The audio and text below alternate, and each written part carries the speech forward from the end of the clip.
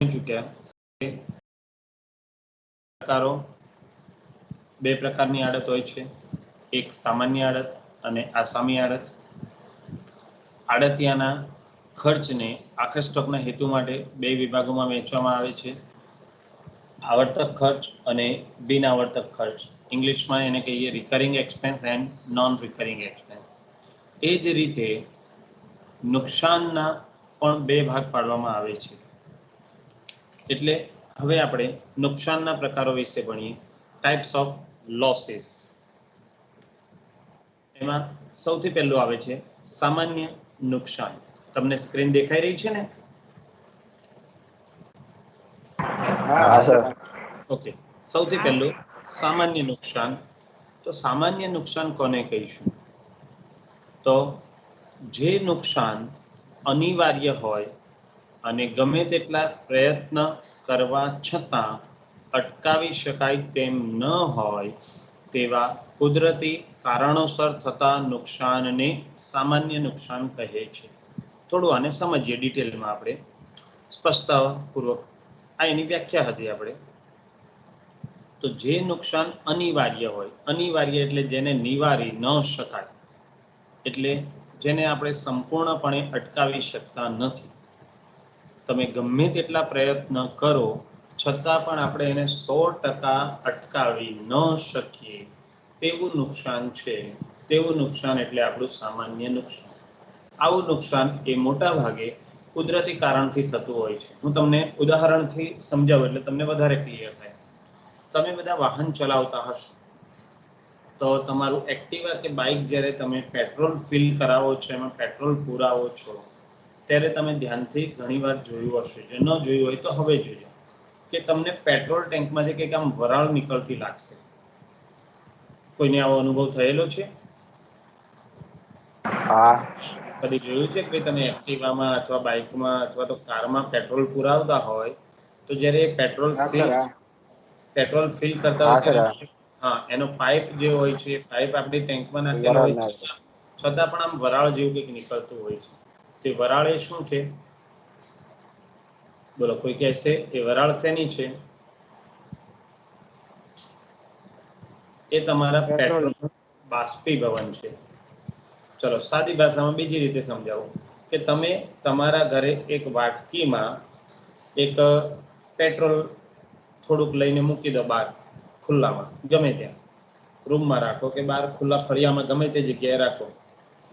તો કલાક, 2 કલાક, 4 કલાક પછી જોશો તો પેટ્રોલ એટલું વાટકીમાં હશે કે નહીં હોય?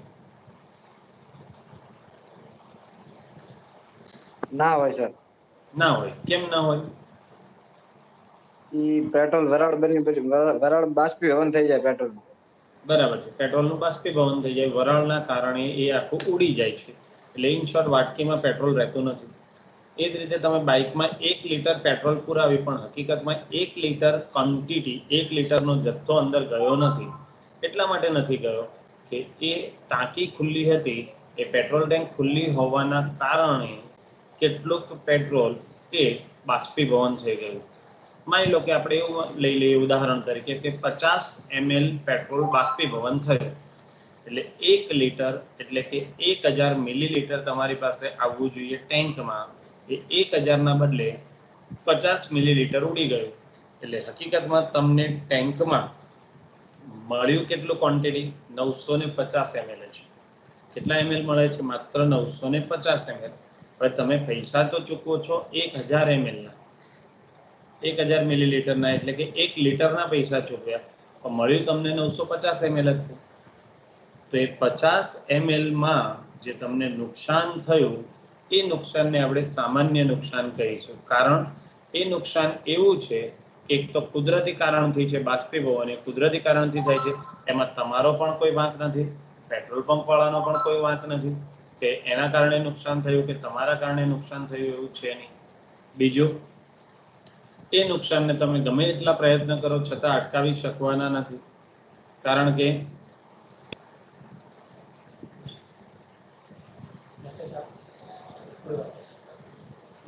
10 મિનિટ પછી આવો.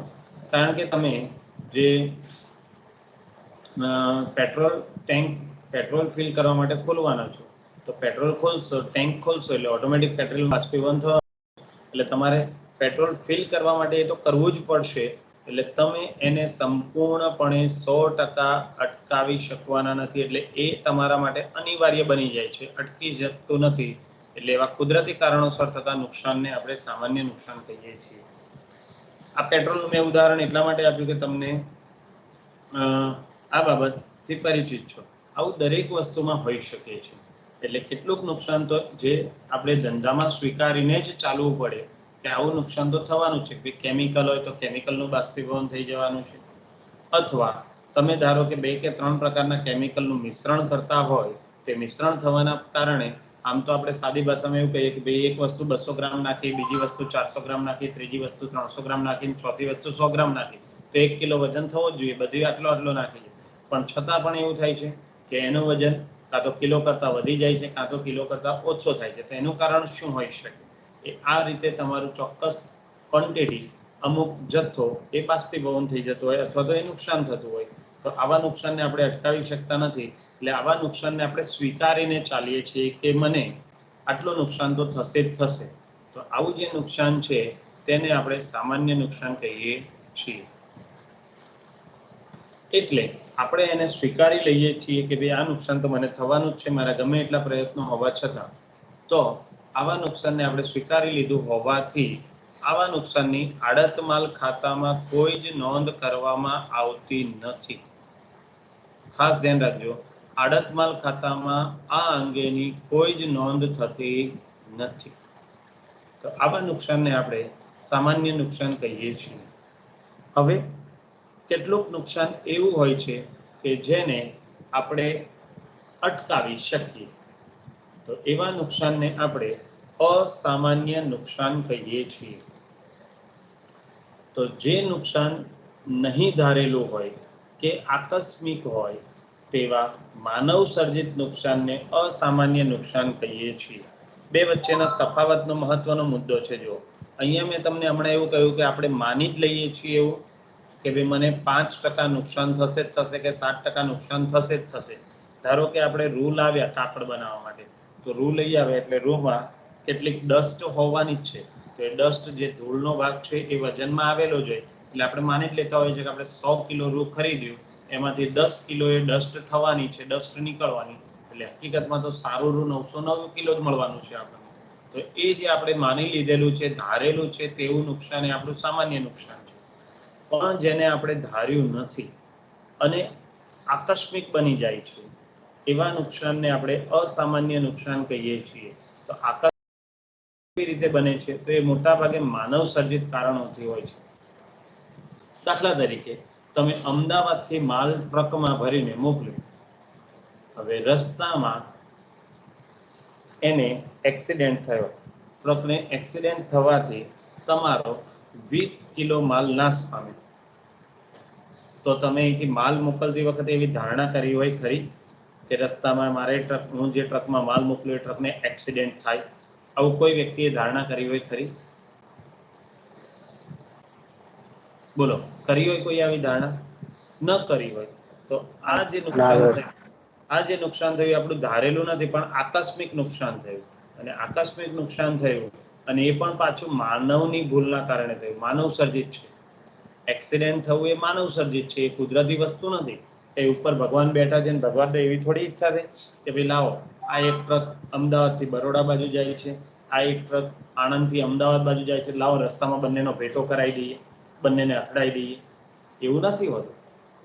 એ ગમે તે કારણસર બંને ડ્રાઈવરની ભૂલ હોય કે એક ડ્રાઈવરની ભૂલ હોય, ઇન શોર્ટ માણસની ભૂલના કારણે નુકસાન થયું, અકસ્માત થયો અને એ નુકસાન થયું એટલે અસામાન્ય નુકસાન કહેવાય. તો માણસની ભૂલના કારણે થતું નુકસાન હોય તો આવા નુકસાનને આપણે 100% સંપૂર્ણપણે અટકાવી શકીએ અને એ માટે આપણે પ્રયત્ન કરી શકીએ. એટલે સામાન્ય નુકસાનને આપણે અટકાવી શકતા નથી, ગમે તેટલા પ્રયત્ન કરવા છતાં ન અટકાવી શકીએ, પણ અસામાન્ય નુકસાનને આપણે પ્રયત્નો કરવાથી અટકાવી શકીએ. બીજું ઉદાહરણ આપું, ધારો કે ચોરી થઈ, તો ચોરી થવી એટલે તમારું નુકસાન જ છે. તમને ગયું, માલ ચોરાઈ ગયો, માલ વરસાદમાં પલળી ગયો, પૂર આવ્યું અને બહુ બધું પાણી તમારા ગોડાઉનમાં ઘૂસી ગયું, તમને એવું થાય કે સાહેબ વરસાદ એ તો કુદરતી વસ્તુ છે.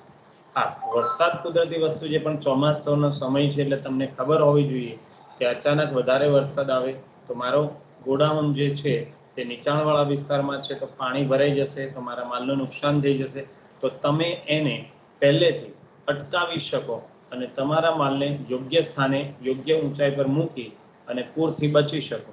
એટલે તમે એને અટકાવી શકો છો, પણ તમે પ્રયત્ન નથી કર્યો, એટલે એ માનવ સર્જિત છે. વરસાદ એ કુદરતી છે, પણ નુકસાન જે થયું એ તમારું માનવ સર્જિત નુકસાન છે.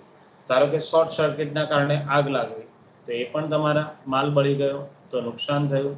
તો આવું અસામાન્ય નુકસાન જે છે એ આવા અસામાન્ય નુકસાનને આડતમાલ ખાતાએ ભોગવવાનું હોતું નથી.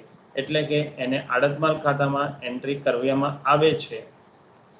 આવું નુકસાન સામાન્ય નુકસાન હતું એ આડતમાલ ખાતાએ જ ભોગવવાનું હોય છે. એટલે તે અંગેની કોઈ નોંધ કરવામાં આવતી નથી.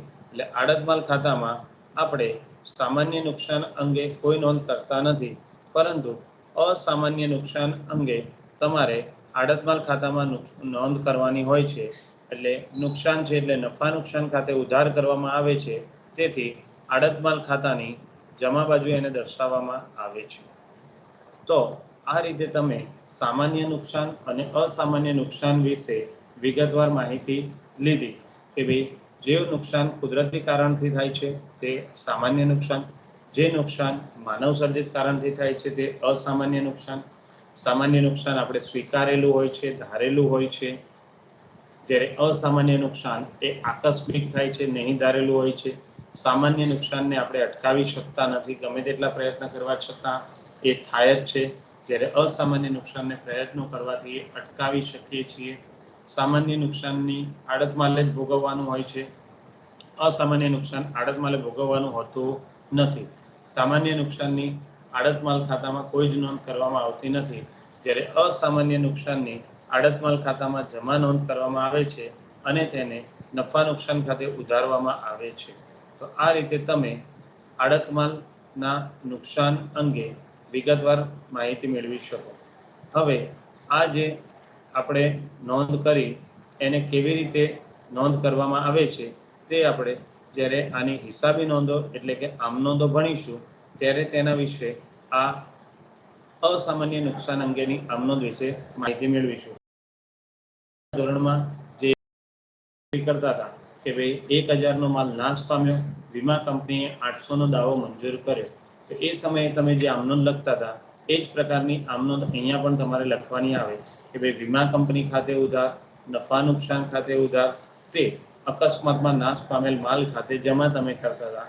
તો અહીં તમારે આમનોંધ એ જ લખવાની આવે, વીમા કંપની ખાતે ઉધાર, નફા નુકસાન ખાતે ઉધાર, તે માલ આડત માલમાંથી જાય છે એટલે આડત માલ ખાતે તમારે જમા કરવું પડે. બરાબર? એટલે જો તમે ધ્યાનથી જુઓ તો હું આમનો જ બોલ્યો કે વીમા કંપની ખાતે ઉધાર, નફા નુકસાન ખાતે ઉધાર. જો અહીં થિયરીમાં આપણે દર્શાવ્યું કે આવું નુકસાન નફા નુકસાન ખાતે ઉધાર કરવામાં આવે છે તે આડત માલ ખાતે, એટલે આડત માલ ખાતાની જમા બાજુ દર્શાવવામાં આવે છે. તો આ રીતે તમે આડત માલના